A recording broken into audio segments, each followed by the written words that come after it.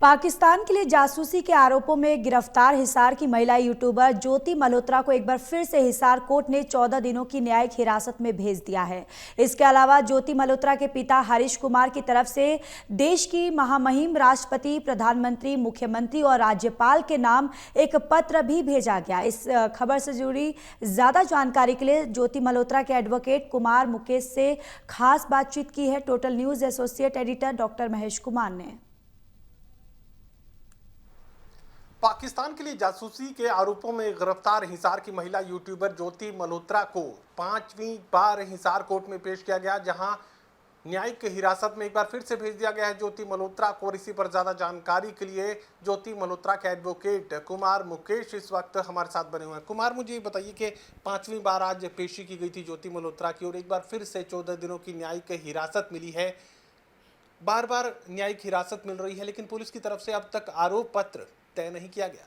देखो, आज ज्योति मल्होत्रा की 5 जुडिशियल कस्टडी पूरी हो गई है और अब 18 अगस्त के लिए दोबारा जुडिशियल रिमांड में भेज दिया है 14 दिन की न्यायिक हिरासत। और ये रूटीन की पेशी वीसी से हुई थी और अब क्या है कि 15 अगस्त को 90 दिन पूरे हो जाएंगे इस मामले में और 15 अगस्त के बाद में 15 अगस्त तक पुलिस को इस मामले में चालान पेश करना है। और मुझे जो इन्फॉर्मेशन मिली है, पुलिस तैयारी भी कर रही है, जल्दी कर भी देगी और चालान की कॉपी मिलने के बाद ही पता लगेगा कि पुलिस को ज्योति के खिलाफ मिला क्या। अभी तो सिर्फ आरोप ही आरोप है और उसको स्टडी किया जाएगा, उसके बाद हम बेल की तैयारी करेंगे।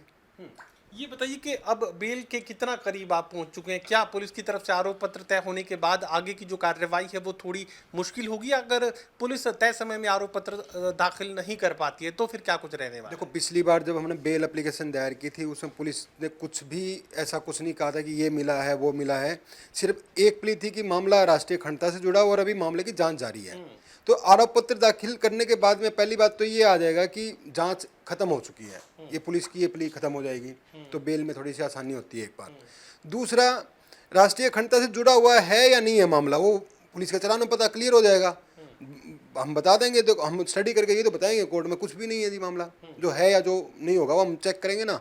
तो उसके बाद हम पुलिस के हर सवालों का जवाब हमारे पास होगा। ज्योति मल्होत्रा के पिता की तरफ से भी एक मानवीय आधार पर एक एप्लीकेशन जो है एक कहा जा सकता है कि याचिका के तौर पर जो है देश की महामहिम राष्ट्रपति के नाम भी एक पत्र भेजा गया है। क्या कुछ वो मसौदा है, क्या कुछ उनकी तरफ से किया गया है?